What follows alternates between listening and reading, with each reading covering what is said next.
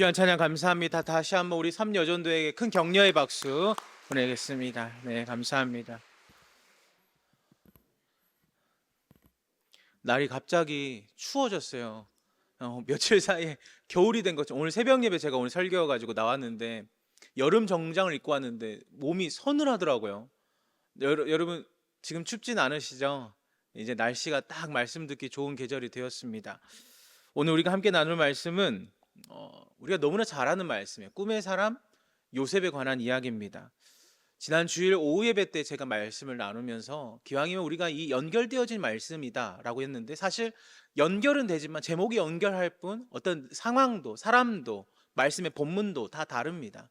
그러나 우리가 이렇게 평상시보다 제 눈에 보기에는 더 많이 오신 것 같아요. 많이 오셔서 함께 말씀을 나눌 텐데, 내가 어찌하여 라는 주제로 오늘 말씀을 나눠보려고 합니다. 방금 말씀드린 대로 우리가 꿈의 사람 요셉에 관한 이야기인데, 요셉의 인생은 하나님께 정말 놀라운 쓰임받는 인생이었습니다. 정말 귀하게 쓰임받은 인생이었어요. 그런데 그의 삶은 그렇게 쉬운 삶은 아니었습니다. 굉장히 어렵게 그 삶을 이어가는 거예요. 특히 그의 가정 환경이 굉장히 어려웠죠. 어떤 상황이냐면, 요셉의 아버지가 누구죠? 야곱입니다. 야곱. 요셉의 아버지는 야곱인데 요셉에게는 어머니가 몇 명 있냐? 4명이 있어요. 뭐 그 당시 상황은 그럴 수 있겠다 치지만, 아무리 그런다 하더라도 4명의 어머니가 있고 12명의 형제가 있어요. 또 딸들도 있습니다. 여러분, 그렇게 북적하고 정말 사람 많은 상황에서 살아가는데, 사람만 많을 뿐만 아니라 이 상황까지도 복잡해요. 사람이 많으니까요. 근데 가장 특이한 점은 어떤 거예요? 아빠가 누구만 좋아합니까? 요셉만 좋아해요. 요셉만 좋아해서 어떤 옷을 입혔죠? 채색 옷을 입혔습니다. 우리가 너무나 어렸을 때 많이 들어봤던 이야기죠. 여러분, 우리가 흔히 편애를 받았다라고 이야기할 때 내가 사랑을 못 받았다라고 이야기하지, 사랑받은 사람이 내가 편애를 받았어, 나만 편애했어, 이렇게 하지 않거든요. 가을이 되고 이제 시기를 이제 바꿀 때가 되잖아요. 농장을 정리할 때가 되잖아요. 저는 제 아들이 하나 있지만 이 아들놈이 한 계절을 절대 넘어간 적이 없어요. 그러니까 봄 때 입었던 옷을 가을에 입어본 적이 없어요. 근데 지금까지 몸이 크니까 어떻게 됐냐면, 항상 요즘 최근 들어 제 옷을 입었습니다. 여러분이 저희 아들을 마주할 때 봤던 옷들이 다 제 옷입니다. 제가 살이 빠졌을 때 입었던 옷들이에요. 근데 어제부로 제 아내가 저한테 한 가지 이야기를 했습니다. 앞으로 네가 아들 옷을 물려 입어라 라고 이야기하는 거죠. 여러분, 역전돼 보셨습니까? 저도 남자 형제가 없고 저만 자라서 항상 물려받기보다는 새로 산 옷만 입어봤어요. 근데 처음으로 이제 물려받는 옷을 입게 됩니다. 근데 아들 옷을 입어보니까 어떻게 돼요? 팔이 다 길어요. 바지 기장도 다 깁니다. 항상 그거 받으면 어떤 느낌일까 했는데 그런 느낌이더라고요. 아, 내 옷은 아닌데. 근데 요셉이 그런 거죠. 형들이 무려 앞에 10명의 형들이 있는데 그 형들을 다 제하해두고 자기만 좋은 옷을 입는 거예요. 아빠가 그 정도로 사랑했어요. 그래서 형들이 이 요셉을 싫어하잖아요. 결국에 어떤 일까지 발생합니까? 아들을 요셉을 죽이기로 결정하죠. 근데 차마 죽이지 못하니까 우리가 너무나 잘 아는 노예로 이 아들을 팔아버리는 상황에 이르는 겁니다. 여러분, 이런 집안이 어디 있겠습니까? 우리가 흔히 볼 수 없는 집안이에요. 가까이서 볼 수도 없습니다. 그런데 오늘 이 본문의 사건은 우리가 방금 말씀드린 이 사건 이후의 말씀이에요. 요셉이 오늘 말씀 1장에 보면 어디로 팔려가냐면 애굽으로 팔려가죠. 애굽으로 팔려가는데, 그것도 애굽에서 가장 유력했던 사람 보디발이라고 하는 그 애굽의 친위 대장의 노예로 팔려갑니다. 노예로 팔려가서 이 상황 가운데 있었던 요셉의 마음을 우리가 한 번 더 공감해 봐야 합니다. 요셉의 마음이 어떤 상황일까요? 아버지에게 그렇게 큰 사랑을 받고, 비록 형들에게 미움받았지만 아버지에게 그렇게 큰 사랑받고 물려받은 것 없이 정말 자기만 사주던 그런 좋은 옷을 입고 살아갔는데, 한순간에 여러분, 노예로 팔려갔을 때 요셉의 마음에는 어떤 마음이 일어났을까요? 아마 이런 마음일 거예요. 왜 나에게 이런 일이? 왜 갑자기 나에게 이런 일을, 한 번도 경험해 보지 못한 이런 일이 왜 나에게? 라고 생각했을 겁니다. 다른 형들의 눈치 보이지만 아빠에게 사랑받고 했던 정말 귀하게 자랐던 아들인데 지금 다른 집안에, 그것도 심지어 타국에 멀리 떨어진 곳에 노예로 팔려가는 거예요.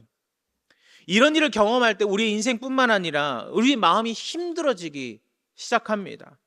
내가 이해가 되지 않는 일이 내 인생 가운데, 내 삶 가운데 일어날 때 아무리 생각해봐도 내가 여기 왜 왔는지 이해가 안 될 때 우리 마음 가운데 일어나는 마음 한 가지, 원망과 불평이 일어나기 시작하는 거예요. 요셉이 아무리 생각해봐도 그런 겁니다. 내가 애굽에 끌려올 정도로 잘못했나? 내가 정말 이곳에 이런 상황에 처할 때까지 내가 하나님 앞에 그릇된 행동을 했었나? 내 평생의 죄가 얼마나 커서 내가 지금 이런 일을 당하는 것일까? 이런 마음이 일어날 수가 있어요. 그런데 요셉의 삶만 그런 게 아니라 우리도 마찬가지죠. 우리도 우리의 삶을 돌아보면서 어느 것 하나 수월하게 넘어가는 일이 많이 없습니다. 정말 힘들게 넘어가기도 하고 힘들게 얻기도 하고 정말 이해되는 것보다 이해되지 않는 상황을 마주할 때도 있습니다. 그럴 때 이런 이야기, 이런 생각을 하게 되죠. 왜 나에게 이런 일이? 왜 나에게? 나에게 왜? 하면서 나에게 왜 이런 집을, 나에게 왜 이런 외모를, 나에게 왜 이런 상황을, 나에게 왜 이런 환경을, 수많은 것들을 대입하면서 나에게 왜 이런 일이? 라는 말로 우리가 많이 표현할 수가 있는 것입니다. 다양하게 여러 가지를 꼬리에 꼬리를 물면서 우리에게 질문하고 생각하게 만들어요. 요셉의 상황도 마찬가지입니다. 얼마든지 꼬리에 꼬리를 물 수 있고 얼마든지 상황을 계속해서 왜 나에게 이런 일이 일어나는가? 라고 생각할 수 있는데 우리가 잘 아는 요셉의 전생의 삶을 통해서 우리가 알고 있는 것은 요셉은 어떤 사람이었는가라고 하는 거예요. 여러분, 요셉이 마지막 그 애굽의 총리로 그의 삶을 마무리할 때까지 이 모든 과정 가운데 요셉은 어떠했다라고 표현하냐면 요셉은 잠잠했다라고 이야기합니다. 이게 요셉을 설명하는 내용입니다. 요셉이 잠잠했다. 어떤 일에? 자기에게 일어난 모든 일에 잠잠했다. 분명히 자기도 이해가 안 됐을 텐데, 이해가 되지 않는 상황일 텐데 원망했다거나 불평했다라고 이야기 나오지 않아요. 이야기하지 않습니다. 여기서 우리가 한 가지 깨달을 수가 있는 것이 있어요. 무엇을 깨달을 수 있느냐? 그것은 요셉이 가지고 있었던 한 가지. 요셉은 무엇을 가지고 있었느냐? 바로 주님을 향한 신뢰였어요. 신뢰. 비록 내가 내 인생에 많은 잘못을 하지 않는 것 같았고 내가 정말 별로 일어난 일도 아닌데 내가 이 상황에서 애굽으로 끌려온 거 보니까 하나님이 날 버렸어. 날 돕지 않나 봐. 내 상황을 보고 하나님을 판단한 것이 아니었습니다. 반대로 생각하는 거예요. 내 상황을 보고서 판단하는 것이 아니라 하나님의 선하심을 요셉은 끊임없이 신뢰했다라고 하는 거예요. 언제요? 상황이 애굽으로 끌려갔을 때, 내가 종으로 팔려갔을 때, 상황이 좋지 않을 때 그때 하나님을 바라봤다라고 하는 거예요. 지난 오후 예배 시간에 엘리의 두 아들의 이야기를 한번 나눴었는데 그때는 어떤 사람이었냐면 너무나 환경적으로 괜찮아요. 제사장의 집안이었고 사람들에게 주목받고 심지어 재산이나 권력이나 모든 것들이 다 갖춰졌는데 그들은 한 가지를 놓치고 있었어요. 무엇이었냐? 바로 하나님을 보지를 못했다는 거예요. 우리가 지난 오후 예배 시간에 어떻게 설명했냐면 제가 하나님을 의식하지 못했다라고 이야기하는 거예요. 근데 오늘 말씀 보니까 이 요셉의 모습은 비록 자신의 신분이 변화되어서 사랑받는 아들에서 노예로 변화되었지만 그의 삶은 어떤 모습이었는가? 그는 온전히 하나님을 신뢰하고 있었다라고 하는 사실입니다. 사랑하는 성도 여러분, 우리는 지금 하나님을 어떤 모습으로 바라보며 살아가십니까? 내가 하나님을 믿고 하나님을 향한 그 믿음과 신앙으로 살아가는데 어떤 시선으로 우리가 하나님을 바라보고 있는가라고 하는 것을 우리가 질문할 수 있을 것 같아요. 여러분, 어떤 모습이신가요? 선하신 하나님을 의지하고 계신다면 우리가 요셉과 같이 하나님께서 우리의 삶을 이끌어 가실 줄 믿습니다.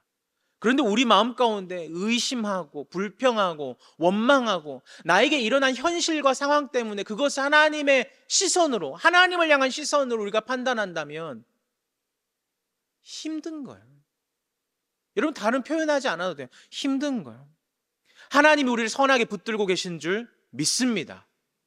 아멘. 믿어요. 하나님은 나는 이렇게 붙드시는 거야. 나는 절대 쓰러지지 않을 거야. 나는 절대 죽지 않을 거야. 나에게 일어난 일 때문에 절대 넘어지지 않을 거야. 라고 이야기하는 거죠. 우리가 이 상황과 어려움을 통해서, 이 요셉의 상황과 모습을 통해서 깨닫는 것은 바로 하나님을 향한 온전한 신뢰, 그 선하시는 하나님의 뜻을 깨닫고 믿음으로 살아가기를 원하신다라고 하는 거예요.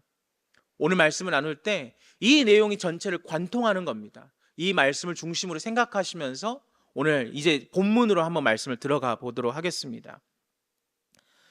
하나님께서 요셉의 인생을 펼쳐 가시는데 노예로 끌려가고 그의 생에 맞춰질 때까지 하나님께서 뭐라고 이야기하시냐면 한마디도 말씀하지 않으십니다. 요셉이 처음에 노예에 끌려갈 때 한마디도 하지 않으시죠. 너는 애굽의 노예로 팔려갈 거야. 그 다음에 보디발의 집에 갈 거고, 보디발의 집에서 갑자기 감옥으로 가고, 애굽의 감옥에서 결국에는 총리가 될 거야. 이렇게 말 한마디 해주지 않았어요. 한마디 말뿐만 아니라 음성조차, 어떠한 세미한 음성조차 들리지 않았습니다. 그런데 요셉은 모르고 그의 삶을 살아내요. 자신의 삶을 살아갑니다. 사랑하는 성도 여러분, 이 시간 여러분을 격려하고 축복하는데요, 저도 마찬가지고 여러분도 마찬가지고, 우리가 우리의 삶을, 앞으로의 삶을 모른다고 해서, 내 미래를 모른다고 해서 하나님의 역사가 없는 것이 아닙니다. 내가 잘 몰라도, 내가 하나님의 음성을 지금 듣지 못한다 할지라도 하나님이 우리를 향한 계획은 여전히 끊임없이 나타나고 있는 거예요. 이어져 가고 있는 거예요. 지금도 하나님께서 우리를 붙들시고 계신다는 사실을 우리가 바라볼 수 있고 믿게 되기를 간절히 소망합니다. 그 삶을 어떻게 이끌어 가시는가, 2절 말씀 우리 같이 한번 읽고 하나님의 말씀을 보겠습니다. 2절 말씀입니다. 2절 말씀 함께 읽겠습니다. 시작. 여호와께서 요셉과 함께 하심으로 그가 형통한 자가 되어 그의 주인 애굽 사람의 집에 있으니. 아멘. 2절 말씀에 보니까 놀라운 말씀이 나타나죠. 지금 요셉은 애굽의 노예로 끌려가고 있는 상황입니다. 자기의 형제들의 손에 의해서 끌려갔고, 자신의 가장 아버지의 사랑받았던 존재에서 자유를 빼앗긴 노예 신분으로 되었어요. 인간으로서 감당할 수 없는 일이 요셉에게 일어났는데, 지금 요셉의 인생에 대해서 설명하는 성경의 말이 이렇게 나와 있습니다. 뭐라고 이야기하냐면 중간에 그가 어떤 자가 돼요? 형통한 자가 돼요.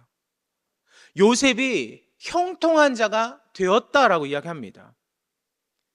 노예로 팔려가도 요셉은 형통한 자입니다.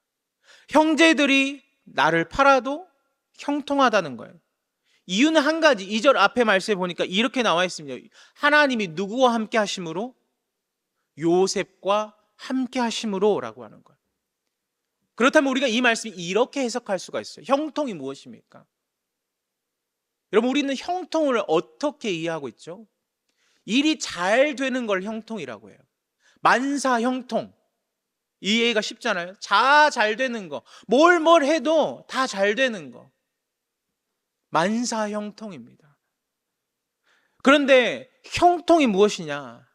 지금 내 눈앞에 일어나는 일을 보고 판단하는 것이 형통이 아니라는 것. 형통은 내가 지금 있는 위치에 이 상황을 놓고 바라보는 것이 형통이 아니라는 것. 믿음의 관점에서 형통은 무엇인가? 오늘 말씀에 답이 있어요. 하나님이 나와 함께 하는가? 그것이 바로 형통입니다. 시편 23편 4절 말씀 이렇게 나와 있죠. 우리 같이 잘 아는 말씀 한번 같이 읽어볼까요? 내가 사망의 은침한 골짜기를 다닐지라도 해를 두려워하지 않을 것은 주께서 나와 함께 하심이라. 주의 지팡이와 막대기가 나를 안위하시나이다. 하나님이, 주께서 누구와 함께 하세요? 나와 함께 하세요. 여러분, 이게 형통이라고 하는 겁니다. 내가 음침한 어두운 길을 다닐지라도 내 인생이 형통하다고 하는 거예요. 왜요? 주님이 나와 함께 하시기 때문에. 주님이 나와 함께 하시기 때문에 어떠한 길을 갈지라도 형통하고 내가 죽지 않고 굳게 일어서게 될 것이라고 말씀하시는 거예요. 내 인생 가운데 하나님의 역사 일어날 것이고 하나님이 나를 세워주시리라 라는 것을 믿는 겁니다. 지금 노예로 팔려갔고 종으로 끌려가는 하나님 말씀하시는 거, 너는 형통한 사람이야. 왜? 내가 너와 함께 하기 때문에. 내가 너와 함께 하기 때문에 너는 형통한 사람이야. 그런데 문제는 뭔지 아세요? 진짜 문제는 뭐냐면 이렇게 말씀하신 하나님의 음성이 누구에게 들리지 않아요? 요셉에게 들리지 않아요. 그냥 하나님이 하신 말씀일 뿐이에요. 직접적인 음성이 들리지 않아요.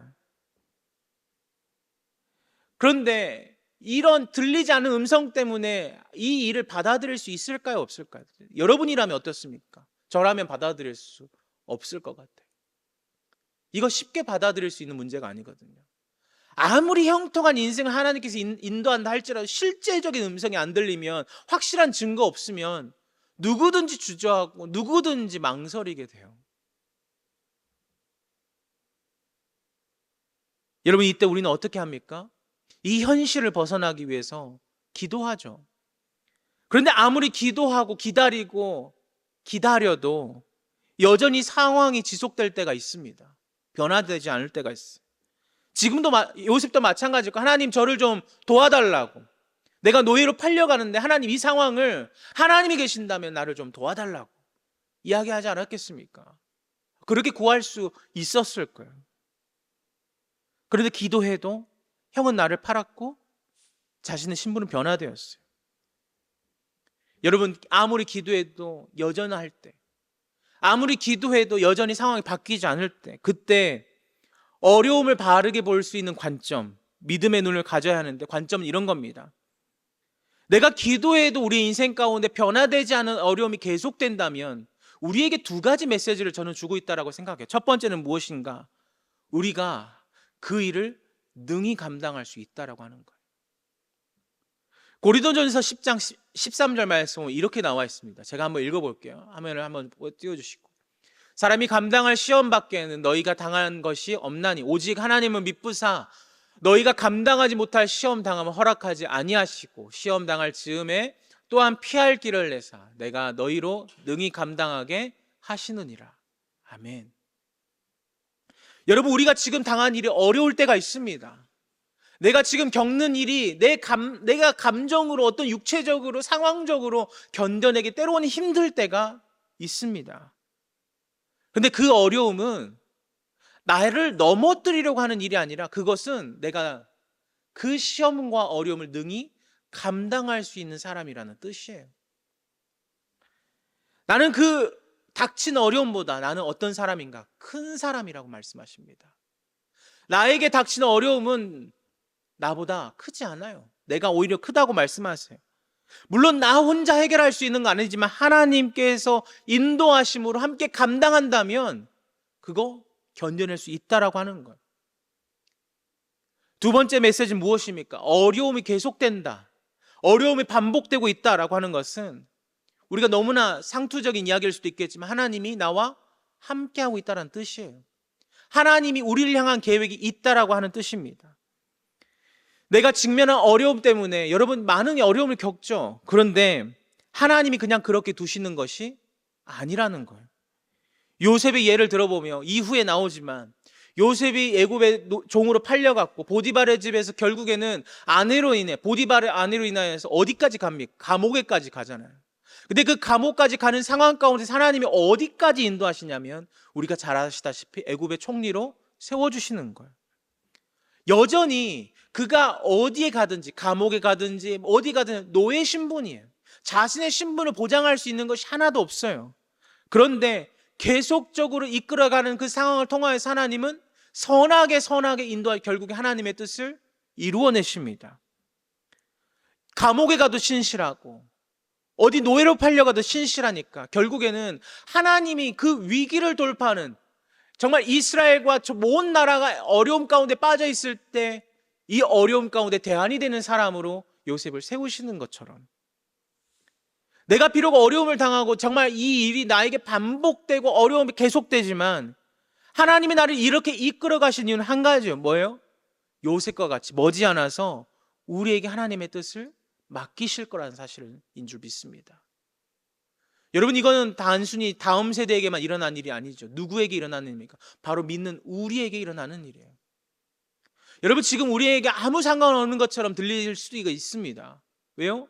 내가 나이가 이렇게 먹었는데, 내가 나이가 이렇게 많은데, 목사님.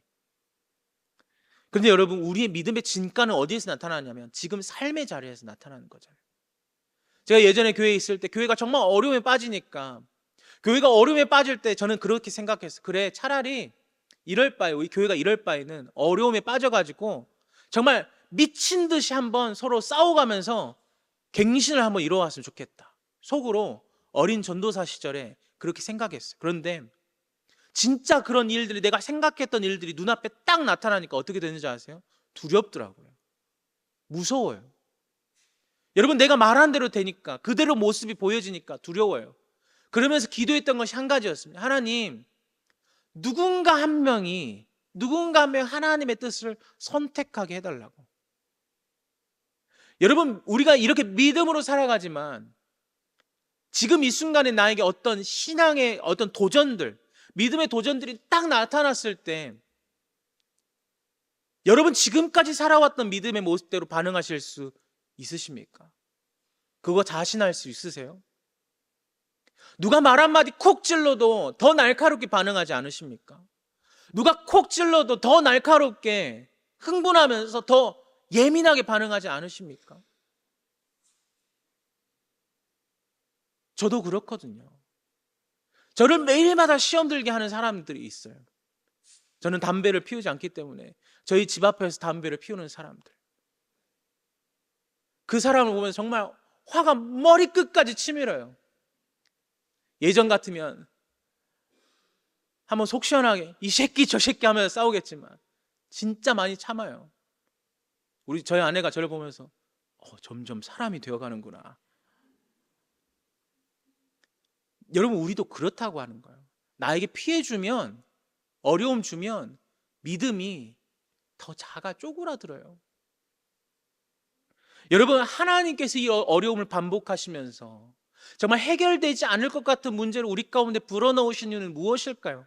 요셉에게 앞으로 남아있는 과정들을 다 설명하며 견뎌내지 못할 것 같은데 왜 말씀도 하지 않으시고 왜 이렇게 이 상황을 몰아넣으실까요? 그것은 하나님이 그를 하나님의 방법대로 지금 훈련하고 있는 과정입니다. 그건 저도 마찬가지고 우리 사랑하는 성도 여러분도 마찬가지인 줄 믿습니다.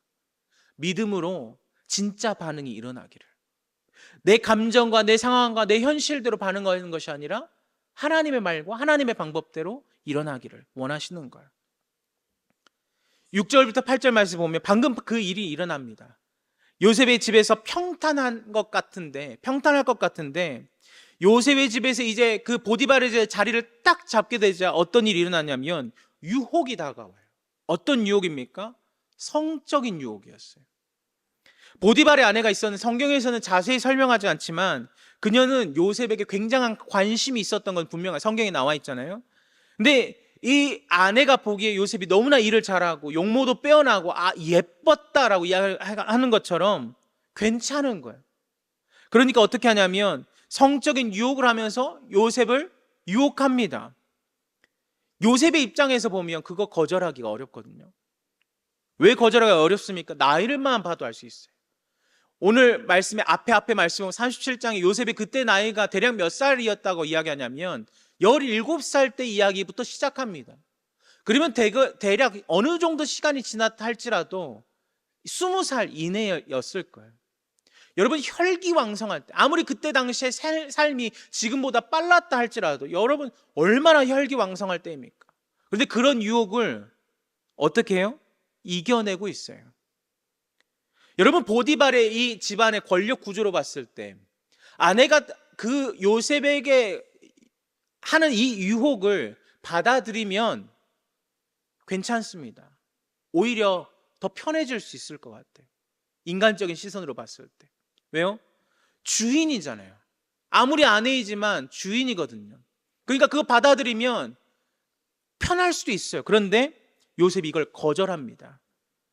어떻게 이런 유혹과 죄악된 일 가운데서 분명하게 하나님의 뜻을, 사람의 뜻을 거절할 수가 있었는가? 9절 말씀인데, 9절 말씀 제가 한번 하나님 말씀 읽어보겠습니다. 9절 말씀 화면을 한번 띄워주시면 읽겠습니다. 이 집에는 나보다 큰 이가 없으며 주인이 아무것도 내게 금하지 아니하였어도 금한 것은 당신뿐이니 당신은 그의 아내임이라. 그런즉 내가 어찌 큰 악을 행하여 하나님께 죄를 지으리까? 아멘. 요셉이 대답하는 포인트는 두 가지죠. 첫 번째는 무엇이냐면 주인에 대한 충성심입니다. 주인이 나에게 모든 것을 맡겼는데 누구만 맡기지 않았다? 아내만 맡기지 않았다. 당신만 맡기지 않았다라고 하는 거예요. 여러분, 요셉은 그 정도로 믿을 만한 상황에서 아무도 보지 않거든요. 누가 어떤 간섭도 하지 않거든요. 그런데도 불구하고 요셉은 충성스러운 사람이었습니다. 그래서 거절했어요. 그런데 이 주인에 대한 충성심보다 더 중요한 포인트가 있습니다. 무엇입니까? 바로 하나님에 관한 이야기예요. 하나님에 관한 이야기. 요셉이 말한 그 하나님에 관한 이야기, 즉 하나님께 죄를 짓는, 단순히 주인에게 죄를 짓는 것이 아니라 내가 누구에게 죄를 짓는 것이다? 하나님께 죄를 짓는 것이다 라고 이야기하는 거예요. 여러분 생각해 보세요. 아무도 보지 않아요. 아무도 관심이 없습니다. 이 노예가 뭘 하든지. 그리고 주변에 시선도 없어요. 그런데 이 요셉의 머리와 마음 가운데 무엇이 지금 있는 거죠? 하나님이 있어요. 하나님의 시선이 있어요. 지난 오후 예배 시간에 제가 말씀드렸어요. 그들은 제사를 드리고, 홈리와 비누아스는 제사를 드리고 갈고리를 딱 꽂아가지고 걷어서 나오는 살코기만 얻어 먹을 수 있는데, 하나님께 제사를 드리기 바치기도 전에 그들 스스로 하나님의 것을 먼저 취했어요. 그런데도 아무 일이 일어나지 않으니까 이것들이 반복되는 거예요. 결국에는 이들이 어떻게 살아갑니까? 하나님을 의식하지 않아요. 하나님이 없는 것처럼, 제사장임에도 불구하고 거룩한 직분을 맡았음에도 불구하고 그들은 하나님이 없는 것처럼 살아갑니다. 그런데 여러분, 반대되는 거잖아요. 내가 노예로 살아가고 정말 힘들게 살아가고 주변에서 나를 보는 시선이 아무것도 없는데 요셉의 머리와 마음 가운데 누가 있어요? 하나님이 있는 거예요. 하나님의 시선이 있는 거예요. 여러분, 우리가 어떻게 죄의 유혹에서 벗어날 수가 있습니까? 어떻게 그 모든 유혹 가운데 승리하면서 믿음으로 지켜낼 수가 있습니까? 요셉의 모습을 통해서 발견하는 것은 언제나 우리 마음 가운데 누가 있어야 하는가? 하나님이 있어야 한다. 하나님이 있다면 승리할 수 있습니다. 여러분, 혹시 가위 눌려보셨나요? 저도 가위 딱 한 번 눌려봤거든요. 저 어렸을 때 주변에서 나 가위 눌려봤어, 그걸 자랑처럼 이야기를 해. 나도 그게 어떤 경험인지 한 번도 안 해봐가지고 나도 한 번만 눌려봤으면. 근데 막상 그런 일들이 저에게 일어났어요. 딱 한 번. 그러니까 꼼짝달싹을 못 하겠더라고요. 그리고 그 경험을 하고 나서 제가 스스로 반성했습니다. 내가 왜 그런 이야기를 했을까? 그런 행동을 왜 했을까? 그런데 그렇게 반성하고 살아갔던 지금은 그런 일들이 일어나지 않아요. 매일마다 키 크는 것처럼 어디를 낭떠러지로 떨어진다든지 이런 꿈은 꾸지만 절대 눌리지 않아요. 여러분, 마음에 필요한 소원들이 있습니다. 여러분 마음 가운데 누가 계십니까?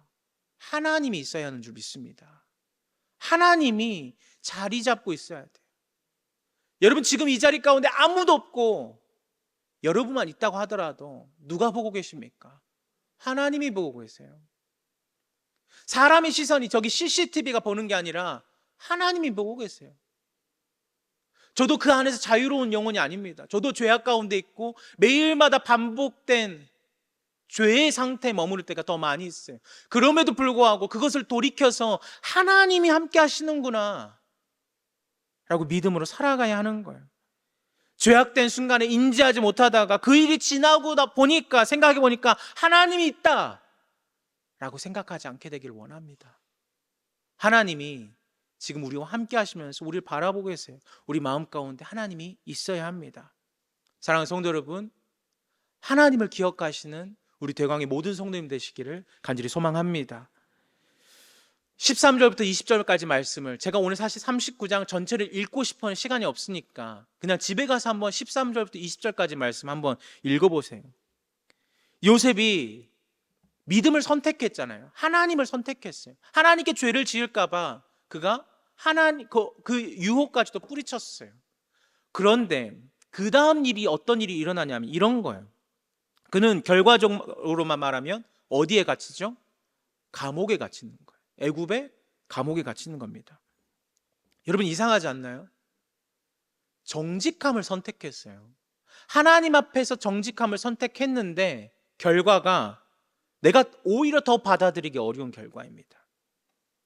여기서 발견하는 믿음의 내용이 한 가지 있다면 그것은 무엇이냐면 우리가 살아가는 삶 가운데서 특히 이 신앙으로 살아가는 삶에서 믿음의 결단은 위험을 감수해야 한다는 것. 정직한 선택을 했고 거룩한 선택을 했고 내가 믿음의 선택을 했는데 내 삶에 아무런 일이 없을 거라는 짐작과 예상과 상상을 하지 않게 되길 원합니다.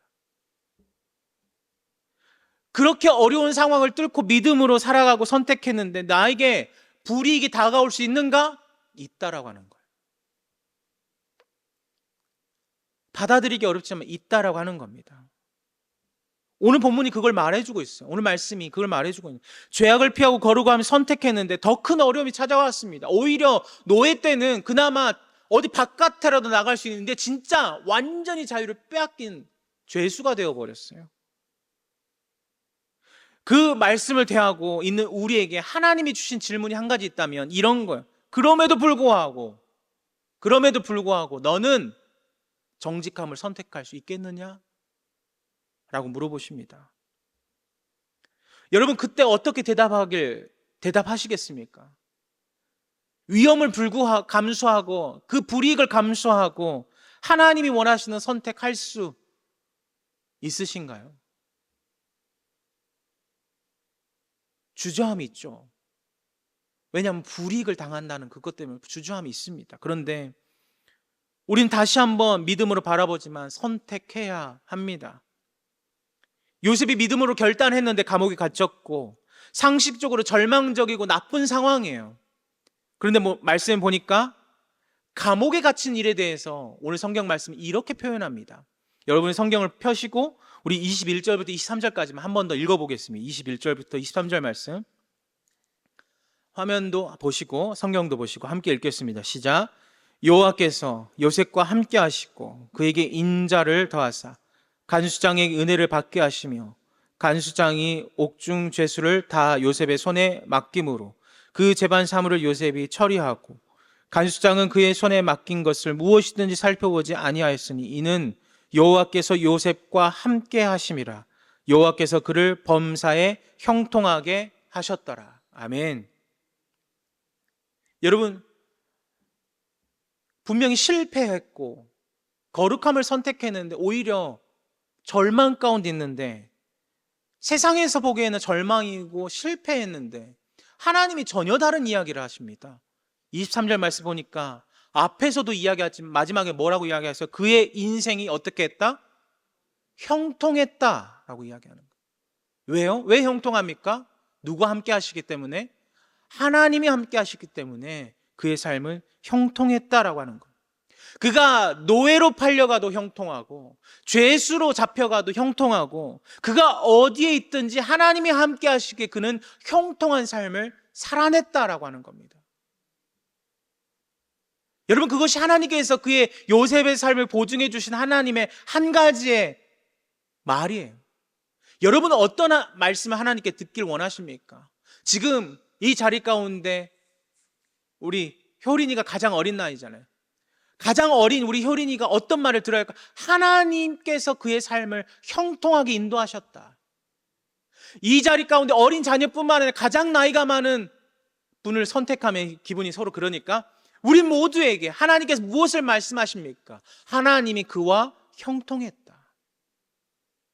어떤 상황에서도요? 어떠한 상황에서도 죄수로 있든지 노예로 있든지 믿음으로 선택하는 그 선택이 때로는 불이익을 당하는 있지만 하나님 나에게 왜 이런 상황 갚아주지 않나요? 왜 나에게 보상이 없나요? 여러분 잘 생각해야 합니다. 오해하지 않아야 합니다. 내가 불이익을 선택했다고 해서 다 형통한 게 아니에요. 어떤 상황에서입니까? 믿음의 상황에서. 믿음 가운데 일어난 상황 가운데서 우리가 하나님을 선택할 때 형통한 삶을 이끌어 가실 줄 믿습니다. 요셉을 어떻게 세우시는가? 인간적인 관점으로 보면 삶의 그래프가 여기에서 출발했는데 점점 밑바닥으로 치달아요. 결국에 죄수의 신분까지 바닥까지 있어요. 그런데 하나님이 보시기에는 그의 인생을 오히려 거꾸로 이끌어 가시잖아요. 여러분 우리도 마찬가지로 생각합니다. 내가 예전과 전혀 다른 삶을 살고 있어요. 오히려 풍요와 만족을 누리는 그때보다 더 못한 삶을 살아가고 있어요. 그런데 하나님이 보시기에 그때 더 하나님을 의지하는 나를 바라보면서 하나님 뭐라고 말씀하시냐면 너의 삶은 지금 하나님께로 더 높이 올라가고 있는 거야. 너의 삶은 형통한 거야 라고 말씀하신다면 여러분 어떤 인생으로 얼마나 감사하겠습니까? 요셉이 이렇게 쓰임받을 수 있는 삶을 살아가는 이유는 한 가지예요. 그가 왕궁에 가까운 죄수로 살아갈 수 있었기 때문에 애굽의 총리가 되었던 겁니다. 그가 왕과 가까운 사람들을 만날 수 있었기 때문에 그가 총리가 되었어요. 그가 꿈을 해석할 수 있는 능력을 갖추었기에 그는 총리가 되었어요. 그가 왕과 가까운 곳에 위치해 있었기 때문에 그는 총리로 하나님께 세우시는 거예요. 여러분 믿음의 관점, 삶의 그래프가 떨어진다지만 믿음의 관점으로 보면 하나님께 세우실 최종 목표에서 거리가 어떻게 돼요? 점점 가까워져서 하나님의 때를 완성시키는 거예요. 여러분 우리도 그런 삶을 살고 있지 않을까요? 분명히 내가 생각하니 내 삶의 그래프는 떨어진다고 생각하지만 위치상으로 봤을 때 하나님과 점점 더 가까워지고 있다면 그것이 참된 복인 줄 믿습니다. 여러분 어떤 복을 누리십니까? 애굽의 총리가 복이 아니라 하나님과 형통하여서 언제나 하나님이 함께 하셨더라. 그게 복인 거잖아요. 그것을 바라보며 살아가는 거잖아요. 여러분 어떠한 상황과 어떤 환경 가운데서 요셉은 불평하지 않습니다. 그리고 하나님 원망하지도 않아요. 어디에서든지 살아갈 때마다 사람의 마음에 들고 사람에게 도움을 주고 결국에 하나님께 쓰임받는 인생으로 살아가는 거예요. 사랑하는 성도 여러분, 오늘 우리가 어떤 삶을 살아왔는지 한번 떠올려 보십시오. 내가 오늘 하루를 어떻게 살아갔는지, 그 안에서 내가 얼마만큼 하나님과 형통했는지, 그것만 봐도 내 모습이 어떤지를 알 수 있어요. 저부터도 어떤 상황 때문에 때로는 불평하기도 했고, 저에게 수요 예배가 다가오는 그 부담감 때문에 때로는 하나님 빨리 이 시간이 지나갔으면 하는 마음도 있었어요. 그게 솔직한 고백입니다. 그러나 여러분 지금 이 순간 우리가 하나님의 은혜를 나눌 수 있는 이 자리가 허락하신 이유는 우리가 하나님과 함께함으로 형통한 은혜를 지금 함께 나누고 있기 때문인 줄 믿습니다. 사랑하는 성도 여러분, 우리가 앞으로 이 문 밖을 벗어나서 세상을 살아갈 때 요셉과 같은 인생으로 살아갈 수 있게 되길 원합니다. 엘리의 두 아들 홈니와 비느하스는 하나님께 이렇게 책망받았어요. 너희가 어찌하여 이런 일을 하였느냐? 너희가 어찌하여 하나님 것을 구별하지 못하고 너희 뜻대로 너희 마음대로 살아가느냐? 그래서 그들은 죽임을 당하잖아요. 그런데 죽을 것 같은 상황에서도, 쓰러질 것 같은 상황에서 다 포기하고 싶은 그 상황 가운데서도 하나님은 어떻게 하십니까? 그를 계속적으로 이끌어 가시면서 하나님의 뜻에 더욱더 가까이 더 가까이 인도하시는 거예요. 그리고 결국에는 이렇게 고백하게 만드는 거예요. 내가 어찌 하나님의 일을 감당할 수 있습니까? 내가 이렇게 부족한 사람인데, 죄수인데, 노예인데, 아무것도 없는 사람인데 내가 어찌 하나님의 일을 감당할 수 있습니까? 그러나 하나님이 나와 함께 하신다면 그 하나님의 뜻 내가 반드시 하나님과 함께 동행하며 이뤄낼 줄 믿습니다. 여러분, 이 고백이 지금 우리의 고백 되기를 간절히 소망합니다. 이 공간 안에서는 누구든지 할 수 있어요. 저도 할 수 있고 여러분이 할 수 있어요. 다 할 수 있습니다. 그런데 진짜는 저 문 밖을 벗어났을 때, 요셉도 아버지의 품 안에 있을 때는 사랑받는 자녀였어요.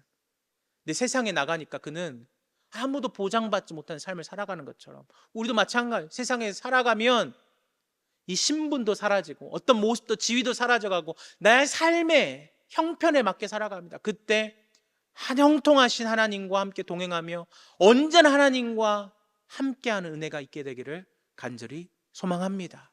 그때 고백하는 거예요. 내가 어찌 하나님의 일을 감당할 수 있습니까? 그 은혜 고백들이 이 자리 가운데 함께 우리 모든 성도님들에게 반드시 일어나게 되기를 간절히 축복합니다. 기도하겠습니다. 위대하신 아버지 하나님, 감사합니다. 우리에게 말씀하여 주시고 인도하여 주시고 우리의 삶을 이끌어 주심에 감사드립니다. 우리에게 형통한 하나님의 은혜를 허락하실 줄 믿사오니 우리가 언제나 하나님과 함께 믿음의 삶을 살아낼 수 있도록 우리와 함께 동행하여 주시고 인도하여 주시옵소서. 모든 것 감사드리며 예수님의 이름으로 기도하옵나이다. 아멘.